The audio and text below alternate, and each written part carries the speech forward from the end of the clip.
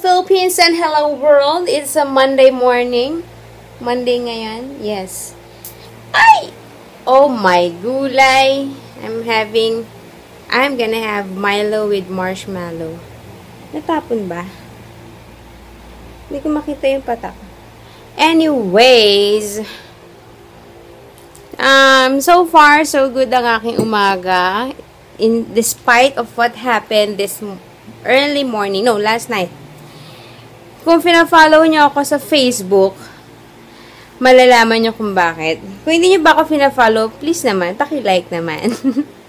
Anyway, pinost ko nga dun kagabi, sabi ko, 11:30, tulog na si baby, nag-makeup ako, nag-set up ako ng camera, everything is all set, I was sitting here, and then I delivered my intro speech for the video. And then biglang, boom! Brownout. Oh, diba? Saan ka pa? Nakakapang init ng ulo eh. So, I was expecting na parang ano lang din siya, parang kumurap lang. So, in denial pa ako. Ayoko pang tanggalin yung makeup ko. Sabi ko, saglit lang yan. Babalik yan.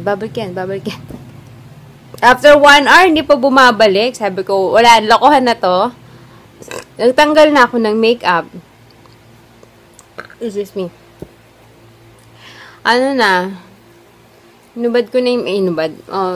Inalis ko na yung makeup ko, tas walang humpay ang pagpapaypay ko kay baby. Buti na lang, tulog siya.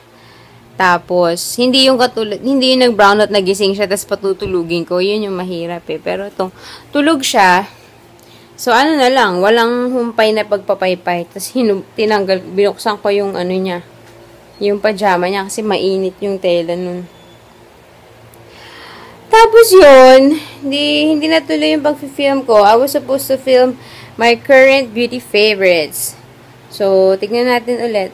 Maybe later, I don't know. Sana, hindi mag-brown out. And then, ayun, nagka-ilaw siya 1:30 na ng umaga. So, 2 hours. Bad trip lang, diba? Nakaka-irita yung Meralco. Tapos, tumawag kami. Pagka wala ng ilaw, tumawag yung kapatid ko sa Meralco. And then, sabi, wala naman daw nakaschedule na brownout. So, there must be something wrong. Sabi, pupuntahan daw yung area. Ayun, after 2 hours, nagkakuryente. Bad trip. So, yung mga may trabaho sa office, ganyan, nakakainis yun, no? Buti na lang ako, hindi. Yung bata doon, paliguan ko na yan eh. Tapos, napatulog ko ulit kasi dumede, natulog. Nag-ayos lang ako kasi hindi ko na niligpit kagabi yung mga makeup na dapat maipapakita ko. Ngayon ko lang niligpit habang natutulog siya. Tapos, nag-prepare ako ng Milo. Ayun lang, maya gising. Siguro mga 15-20 minutes lang yung nap niya. Kainis. Pero, it's 11:15 na. Walang text si mama. So, kasi marami yung adobo kagabi, diba? Nakita niya. So, feeling ko, yun ang ulam. And then, something for papa, as usual, special. Ay, yun lang. Sige, handada ako na. Bye! Pakita ko muna, baby. Hi, baby. Good morning! Good morning, everyone! Ganda ba ng gising mo? Maganda yung gising mo, baby. Ha? Yay! See you later! Ay, tapos na kami kumain. Wait lang. Grabing tagaktak ng pawis ko ever. Can you see? Can you see all those particles of pawis? Grabe. Pero minsan masarap naman pagpawisan kasi feeling mo pumapayat ka. Feeling mo nakapag-workout ka. So, ayan, nagpapapawis pa ako. Hindi ko pa bumukas ng electric fan. Sabi ko, sige pa, magpawis ka pa para pumayat ka pa. But, maliligo na rin ako. I can't wait to have my ice candy of the day. And yun, ulam namin, repeat as usual, kasi ang dami nga nung adobo kahapon. So, I don't know kung hanggang mamayang gabi, yun ulit. I'll let you know. Balitaan ko kayo dyan. Ang init po, Diyos ko po, Lord. Ayan, sige, maliligo na ako. Tolong init na to. Milo. Wala pa nakakahula ng flavor kahapon. So far, nakita ko lang si Ate Penny. Hula niya, pinya colada na And then si Smile, sabi niya buko, hindi. Pero white yon. Ang sarap. Kanina hot Milo, ngayon ice candy Milo. Ang sarap ng feeling. So cold. Na, chichillax muna ako dito with Eat Bulaga. Nakatulog si baby dun sa kwarto nila mama. So, take advantage. Nag-nail polish ako. Ganda ba? Hindi ako makadecide kung blue or white. So, lagay na lang pareho. Ganda ba? Wala lang. Still watching Eat Bulaga. Na-miss ko na si baby. Ano ba yan? Sige. Later. Hi! Somebody's up. Huh? Did you miss mommy? I missed you. Nakatulog siya for 1 hour din sa kwarto nila mama. Huh? And sira na ang cutics ko. Diba? Ang ganda. Gagawin ko na lang siyang all blue. I miss you, baby. I miss you.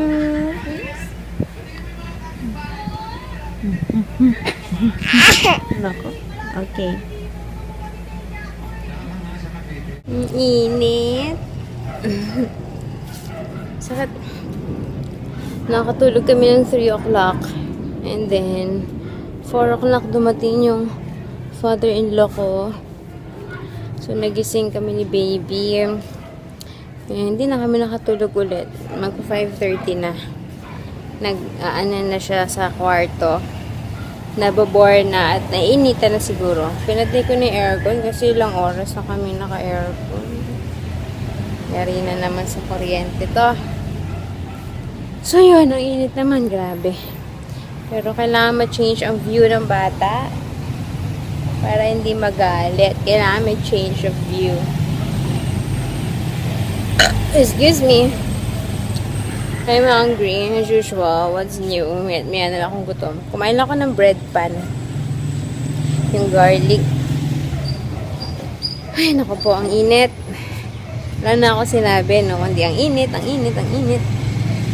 Totoo naman. Mainit talaga eh. Ay, yun lang. Okay, the dinner for tonight is from McCann, Delimondo, garlic, ay putik. Garlic and chili corned beef. Masarap yan. Sinabi ko na before, ulitin ko ulit. From SNR. Ano to eh, local, diba? Locally made. And then, ano yun? Kasi nasawa na sa adobo. So, ayun na, bawang, sibuyas, and ito na. That's for dinner. Ay, sarap na ulit ng feeling. Ano ba to? May ano pala, no? May bagyo pala, no? Parang huli ako sa balita. Yeah, may bagyo. And tomorrow, ang dating, I think. Sabi, hindi, napanood ko kagabi sa news, actually, na pumasok na sa Philippine Area of Responsibility. Tapos, parang talagang babagsak dito sa ating banda sa Luzon nitong Tuesday. So, ayan, sabi sa news, mga suspended yung mga klase. Tapos, pati dito sa Las Piñas, suspended yung mga elementary. So, hindi ko na-expect kasi for the past 3 days na ngayon, hindi naman umuulan. Ang weird. Sana lang wag mag-brown out. Wag naman ganun.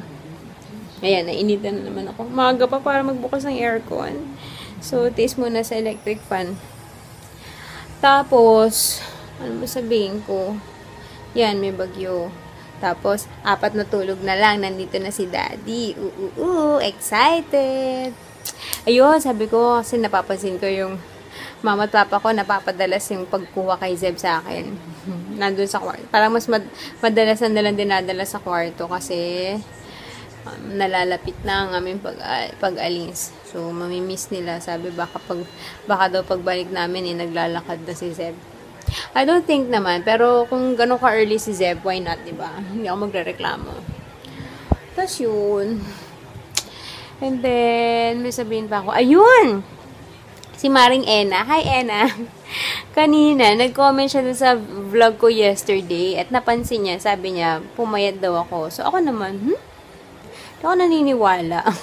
Parang, hindi ako naniniwala. So, sabi niya pa, magtimbang ka, bilis. Sabi ko, nandun yung timbangan sa kwarto ng mama ko. Tinatamad akong tumayo nung magkausap kami sa comments. Pero, after ilang minutes, di rin ako nakatiis, tumayo din ako. Tapos, nagtimbang ako. Pumayat nga ako. Kalahin niyo yan? Hindi ko na-expect yun. Kasi, hindi man ako nag-e-effort para pumayat. So, nagulat ako na bumaba nga yung timbang ko. Siguro mga 6 pounds yata yung nawala. 6 or 7. Around there. So, nakakagulat. So, sabi ko nga, may naidulot ding maganda itong pagpapawis ko ng todo-todo. Kasi nga, diba, grabe akong pagpawisan. Tagaktak talaga akong, pag habang nagluluto, after magkumain, pag nagliligpit-ligpit na, even pagpapaligo pa lang kay Zeb grabe na yung pawis ko nun So, may naidulot at saka yung constantly or constantly na pagkarga ko kay Zeb ay nakatulong ng konti at nakapagpapayat ako. Hindi ko naman nahinangad kasi hindi hinangad. Huwag tayo magpaka-plastic. Pero, parang okay na ako kasi bumalik na ako dun sa dati kong timbang before ako mabuntis. Pero, syempre, yung abs natin dyan needs a lot of work. Pero, the fact na, gumaang ako. Okay, it's a bonus. Thank you. Kaya nga, tinext ko nga yung asawa ko. Yun, gusto rin magpapayat. Sabi ko, si Zeb lang pala makakapagpapayat Ikaw naman, turn mo na pag nandyan na kami. Ay, ang init. Ayan. So, maybe I'll just say goodnight na. It's 8 o'clock. And I don't think may magaganap pa dahil it's teleserye week. Last week na ng Jezebel. In fairness, sinimulan ko to. Tapos, nung pumunta kami sa Singapore, hindi ko na inintindi. Ikaw lamang tsaka legal wife. Tapos, nung bumalik ulit ako dito, nasubaybayan ko ulit. So, why not? So, ito na. Manood na ako. Diretso na to hanggang, PBB. Siyempre, in between, may papadede, papatulog ng bata, and konting edit. Yun lang. Sige, I'll see you tomorrow, guys! Bye! Hopefully, hindi maulan dyan sa inyo. Well, hindi makaligtas, pero whatever. Stay safe, stay dry, and I'll see you tomorrow. Thanks for watching. Bye!